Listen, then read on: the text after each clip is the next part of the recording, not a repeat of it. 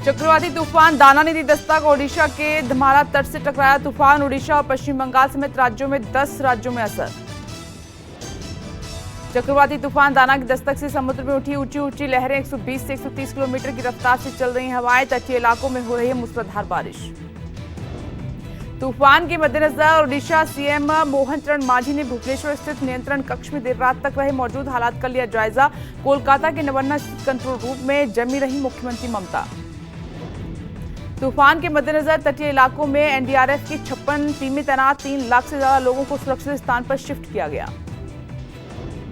दाना के मद्देनजर कोलकाता का नेताजी सुभाष चंद्र बोस इंटरनेशनल एयरपोर्ट सुबह 9 बजे तक बंद। भुवनेश्वर एयरपोर्ट भी बंद। दोनों एयरपोर्ट से 300 से ज्यादा फ्लाइट कैंसिल। रेलवे ने भी एहतियातन 552 ट्रेनें रद्द की हैं। South east railway 150, east coast railway 198, eastern railway 190 और ईस्ट साउथ रेलवे ने 14 ट्रेनें रद्द की। साइक्लोन दाना पर केंद्रीय गृह मंत्रालय का भी अलर्ट है और गृह मंत्री शाह ने ओडिशा सीएम मांझी को हर मदद मुहैया कराने का भरोसा दिया। दाना तूफान को लेकर झारखंड में भी आज स्कूल कॉलेज सब बंद रहेंगे। ओडिशा में 7000 से ज्यादा राहत केंद्र बनाए गए हैं। दिल्ली में पीएम मोदी और जर्मन चांसलर शोल्ज 7वें अंतर सरकारी परामर्श की करेंगे सह अध्यक्षता। दोनों नेताओं के बीच द्विपक्षीय मुद्दों सहित पर्यावरण पर होगी चर्चा। 3 दिवसीय दौरे पर बीती रात पहुंचे जर्मन चांसलर।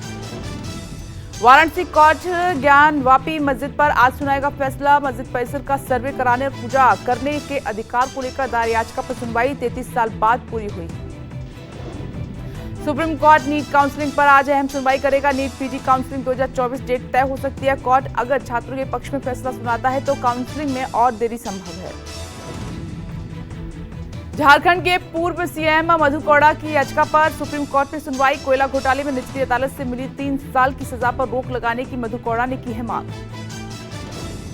दिल्ली दंगे का आरोपी जेएनयू छात्र शर्जील इमाम की ओर से दायर यह जमानत याचिका पर सुनवाई। पंजाब में आज संयुक्त किसान मोर्चा का राज्यव्यापी चक्काजाम है। धीमी धान खरीदी के विरोध में सड़क पर उतरेंगे अन्नदाता। सुबह 11 बजे से दोपहर 3 बजे तक करेंगे चक्काजाम। हरियाणा विधानसभा का आज से 1 दिवसीय विशेष अधिवेशन है। प्रोटेम स्पीकर रघुवीर कादियाल दिलाएंगे नवनिर्वाचित विधायकों को शपथ। स्पीकर और डिप्टी स्पीकर का भी चुनाव। यूपी के मथुरा में आज आरएसएस की वार्षिक अखिल भारतीय कार्यकारी मंडल की बैठक। पलखम के दीनदयाल उपाध्याय गौ विज्ञान एवं अनुसंधान केंद्र में बैठक। संघ प्रमुख मोहन भागवत करेंगे शिरकत। देश के अगले मुख्य न्यायाधीश होंगे जस्टिस संजीव खन्ना। राष्ट्रपति मुर्मू ने देश के 51वें सीजेआई के तौर पर किया नियुक्त।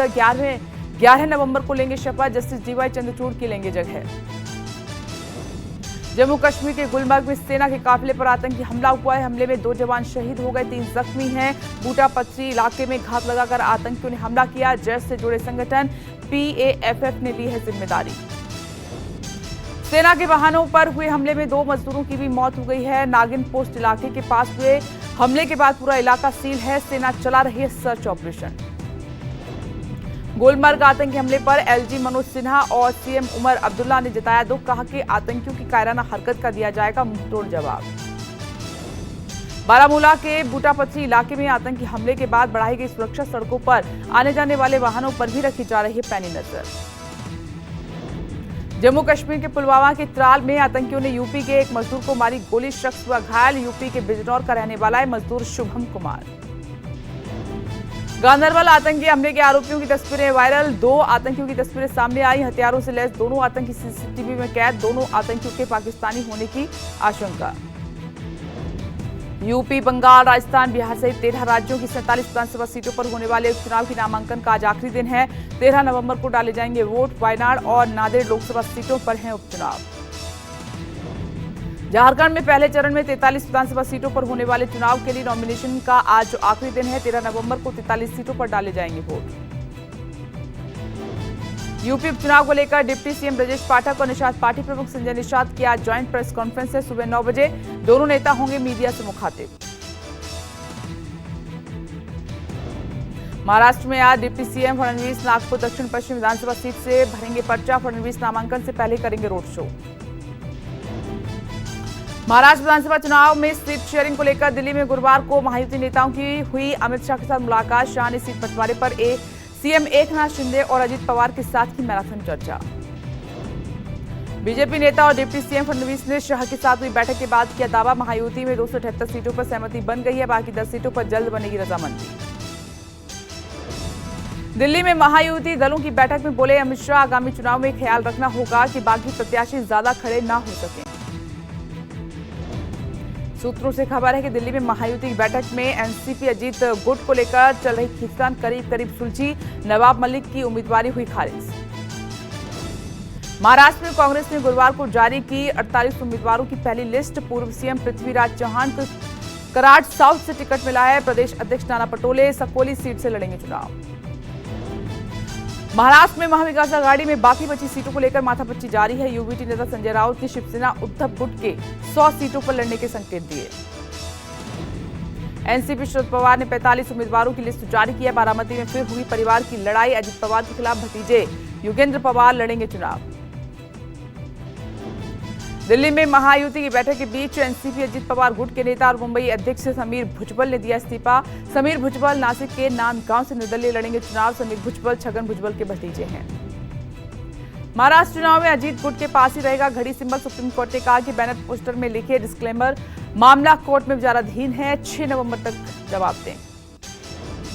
कांग्रेस ने झारखंड में भी 7 सीटों पर किया प्रत्याशियों का ऐलान। पाकुड़, छतरपुर, डाल्टनगंज, बरही, कांके, पांकी और विश्रामपुर से उम्मीदवारों का नाम ऐलान किया।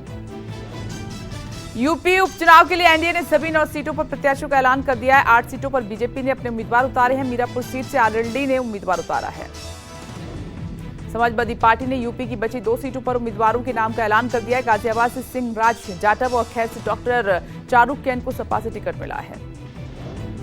यूपी उपचुनाव के लिए बीएसपी के 8 उम्मीदवारों की लिस्ट जारी। करहल से अवनीश शाक्य, पुंदरकी से रफत उल्ला और मजबा से दीपक, गाजियाबाद से परमानंद गर्ग को टिकट है।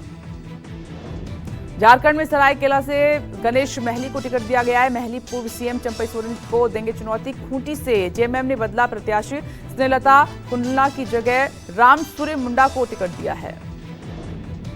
महाराष्ट्र में आदर्श आचार संहिता के तहत कार्रवाई और नकदी और शराब सहित लगभग 91 करोड़ की अवैध संपत्ति जब्त की है। पिछले 24 घंटे में जब्त की गई 52 करोड़ की प्रॉपर्टी। संसद लोक लेखा समिति के सामने पेश सेबी अध्यक्ष पुरी बुच के पेश न होने पर राहुल गांधी ने उठाए सवाल। कहा कि बुच समिति के सवालों का सामना करने से क्यों कतरा रही हैं और उन्हें कौन बचा रहा है। अखिलेश ने राहुल गांधी के साथ शेयर की तस्वीर सोशल मीडिया पर लिखा, हमने ठाना है संविधान बचाना है, बापू बाबा साहेब लोहिया के सपनों का देश बनाना है।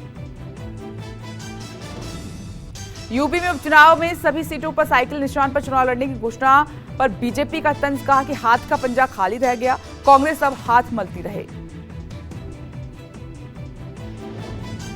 यूपी सीएम योगी आदित्यनाथ ने गुरुवार को राज्य के सभी जिला अधिकारियों के साथ बैठक की। वीडियो कॉन्फ्रेंसिंग के जरिए हुई बैठक में त्योहारों को लेकर सुरक्षा सहित तमाम तैयारियों की समीक्षा की गई। यूपी सीएम योगी का आज महाराजगंज दौरा है। जिले को 900 करोड़ की 505 योजनाओं की देंगे सौगात।